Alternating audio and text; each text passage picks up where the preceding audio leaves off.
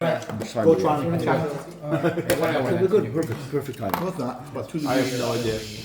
So here's the story. So really, we should be doing Yaakov over here because we have a few weeks to do Yaakov, so we can start.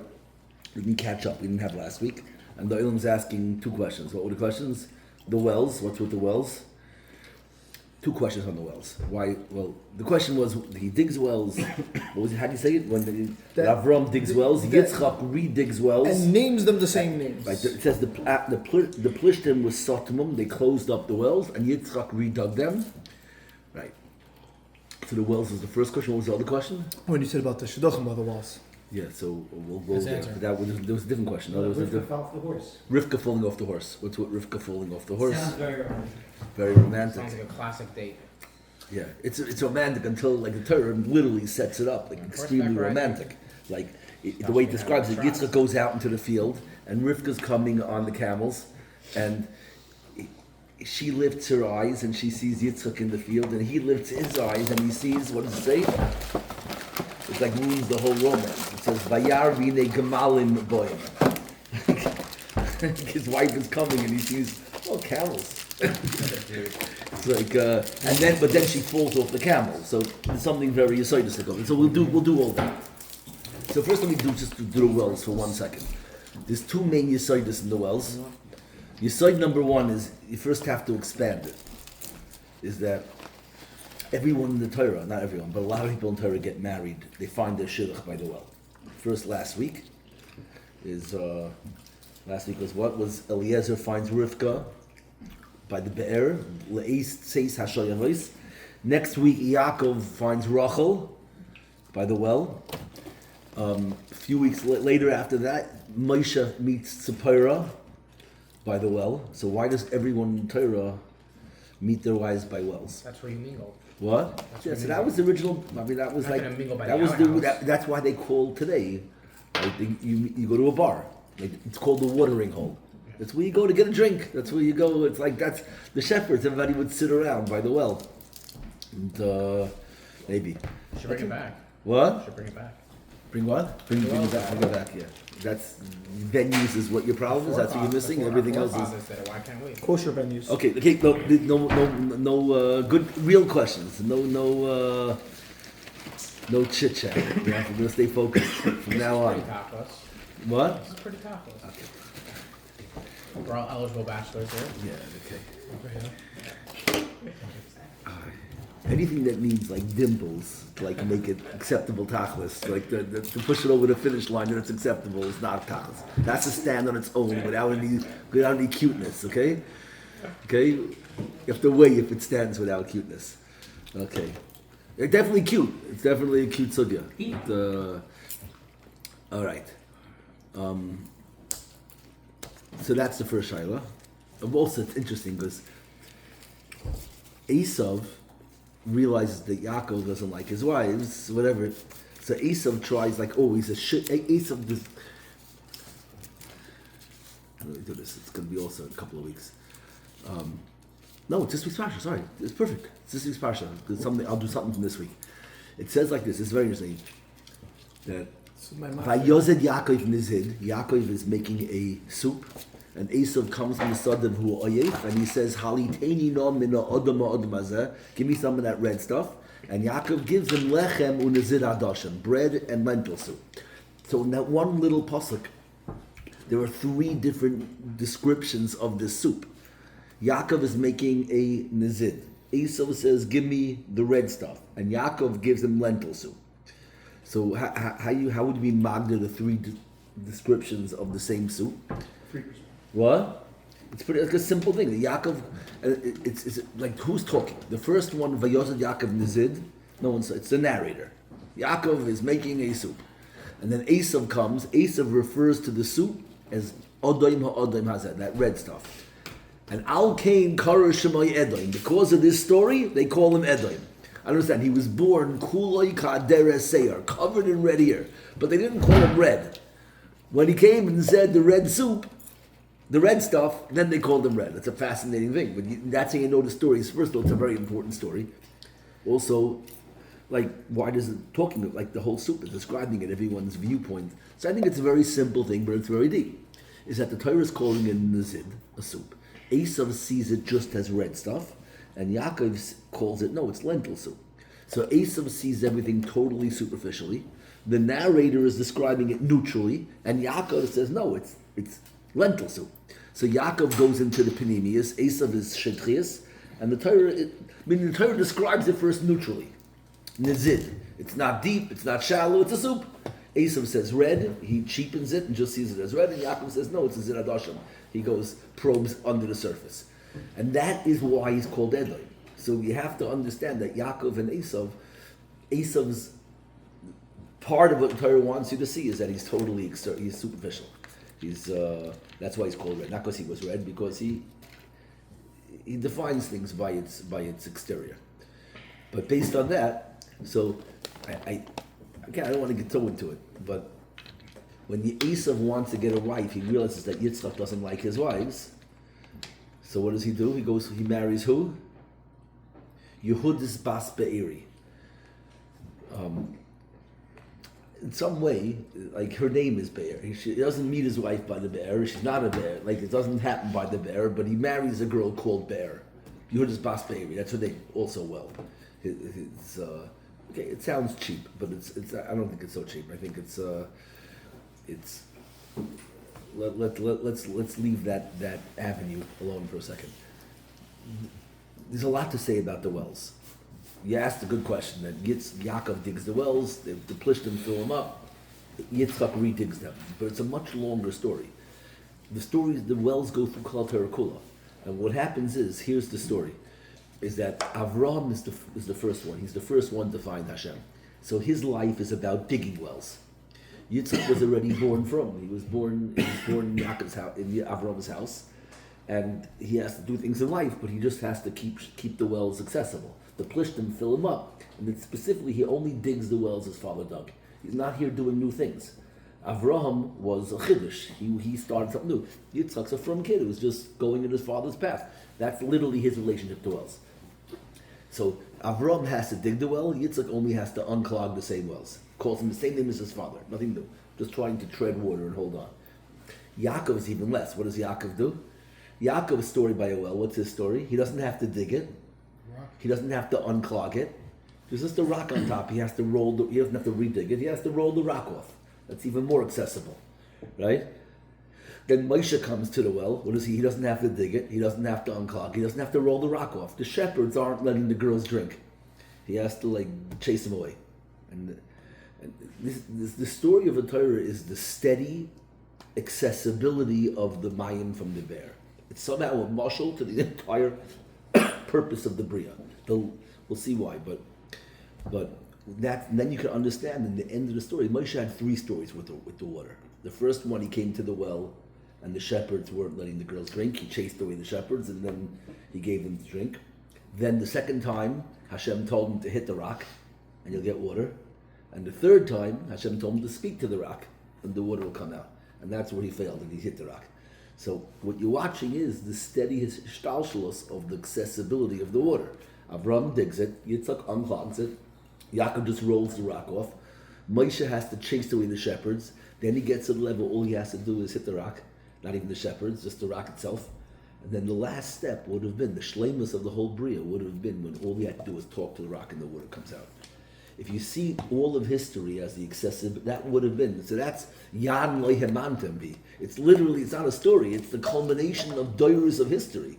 Everything building up was getting to this point.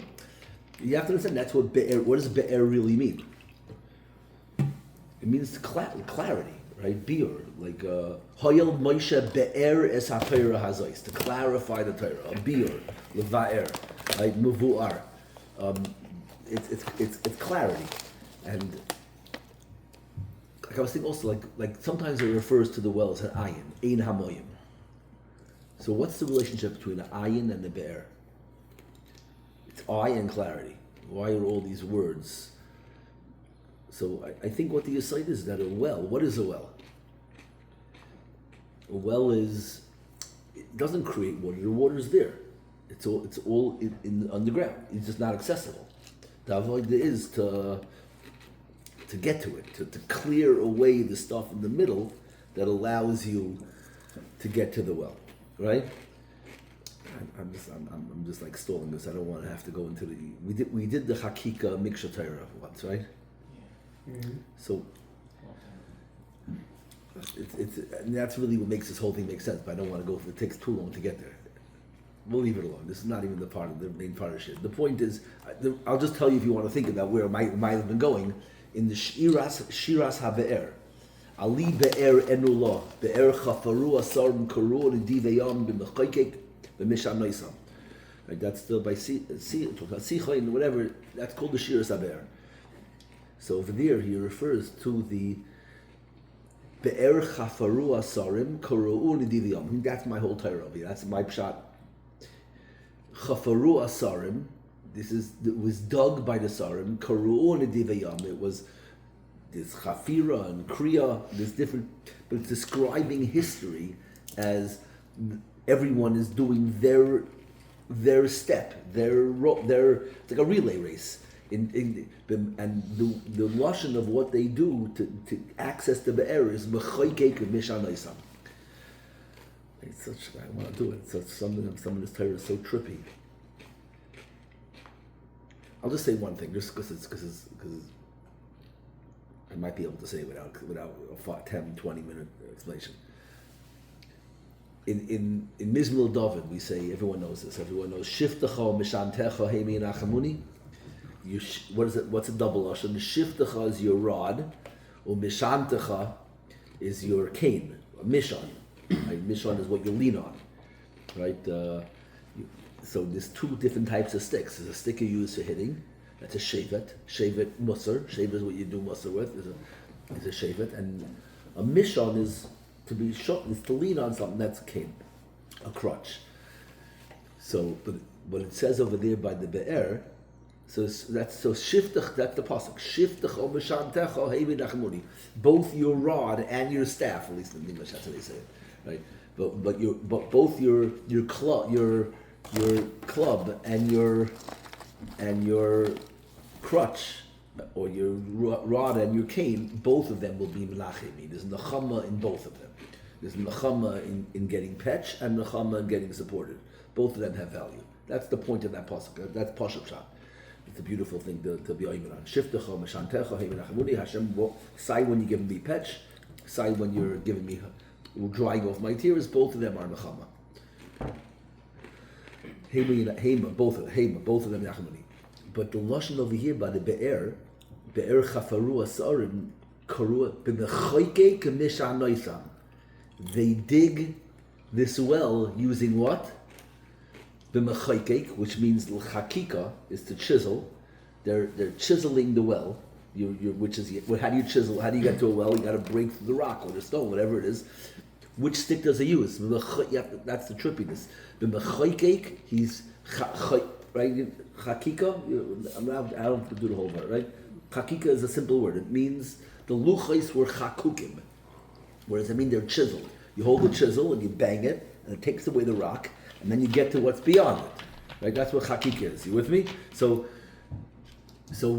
which stick should you use for chakika?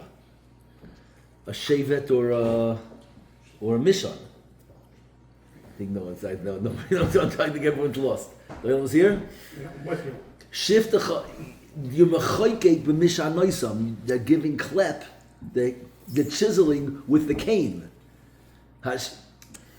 When Hashem gives is chaykek us, when He's chiseling us, He's doing it with a mishon, which is the wrong stick. You would think that, right? It says that's it's not a Hasidic Torah. It's the most Hasidic thing to say is that Hashem hits you, He's hitting you with the cane. It's often a pasuk that no one's blaming on. He's mechaykek b'mishan noisam. He's chiseling with the cane, not with the shaver. So when Hashem is clobbering you, you should know He's using a cane, not a. Anyways. Where's that pasuk? Chaykek b'mishan noisam. Here in the Shiras Haber, in the Be'er Chafaruas by Sichain. Which Parshas is that? That's the translation. Mishan means with But Mishan Noisam, with their Mishon, their crutch canes. I don't know how the article. I have an English article I put up there if you want to look it up. Or it's only Bereshis. It's Where, not you want Bereshis. I have a whole chumash there. Where? What? Oh, that Chumash. You could look it up. You have everybody has a smartphone. Could look up Shiras Haber. Could just you should find it right away. Song of the Well. It's probably not that page 2. We checked it already. Oh, that was quick.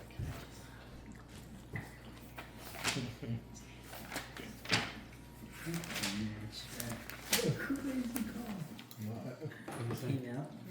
I don't know. It's on the 17th of October. Everyone, and it's not. Pretty sure it's not this. No, it's not this. Android. I don't think so. Did anyone look it up? The Song of the Well. Very nice. Simple.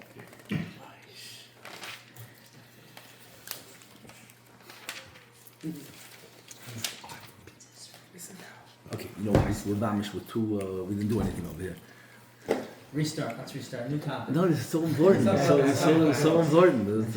Well, the problem is we couldn't figure out the other part because it's too long. So really. No, I said enough. I said if you would have been here, you would have gotten it. Yeah. So, you know, is the Be'er.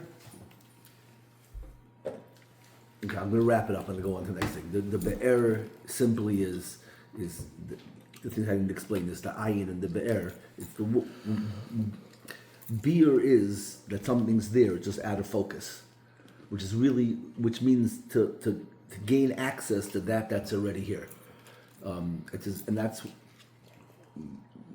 the relationship of an ayin and a be'er. The water's under the ground. The ayin is the hole, the eye that allows you to see, and the be'er is the presence of the water, ground level, that you now can access the water. The water's in the ground. The goal is to get access to it. But that's probably what a shidduch is also, and that's. But the Olam's not here. They don't deserve a shidduch talk yet. That was where I was going, but I'm not going to do it. I'm wasting my I think time. everyone's got to lock in. I know, but I had to know the whole beginning. It's not just saying cheap little shidduch Torah. I wanted you to hear it in the pasuk. Maybe if you would have started with the shidduch Sarah. It could be that's the whole yesod of why you find your wife by a be'er. What the be'er is to your latent potential. It's someone who can get access to all the water inside of you, but the way it's done is by clearing all the. You have to clear all the fashtap, the rubble. Then all of a sudden the water is there. That's how a be'er works. And that's the finding a shidduch by a well is the person who is going to help allow you to access all your potential, all your kaiches. But it's too yesodistic and it's too big, and I'm not gonna. I'll save it for when Noam is awake. I just finished the puzzle. Let's go somewhere else. What? I just finished the puzzle. Which pasuk? I know you said this is the puzzle. No, that's the pasuk. No, the be'er chafru asarim. Which one? No, so that's a different. You say it's true also. That would fit. How would it fit? That pasuk would be something like. Maybe not even. I was going to say matzah, might say. Ezer Kenegdoi. That even when she's clobbering you, but that's not her intention. Maybe it could be. But that would be chakika with a mission. Okay, listen, I'm going to start something new and let the Olam get on board now. Okay? And are we talking about Rivka falling off the camel? Yes, with the river falling off the camel, okay? But the Olam, whatever. This took off 1 week and Mazvedu Yom Shtein, the Olam's like checked out. It's like, what? What do you do? Like you hung out with like, what? You just hung out, just did Daf Yomi a whole week? Like what, like, okay? Here's the story. All right. So here's the story like this. Yaakov, no, gotta start from Yitzchak. Yitzchak is like this. Yitzchak, Vayas Avram Mishte Godol B'yoim Hi Gomelas Yitzchak. Avram makes a big Suda on the day that Yitzchak is weaned, right? When he gets weaned means he stops nursing. He was nigmal. So the shaila is, why do we have tzaddikel? I'm really here. So like I get distracted very easy. It's I need feedback, and the feedback's not coming. Maybe we should start this part like part two. We should start this one again, Two? so we can do share.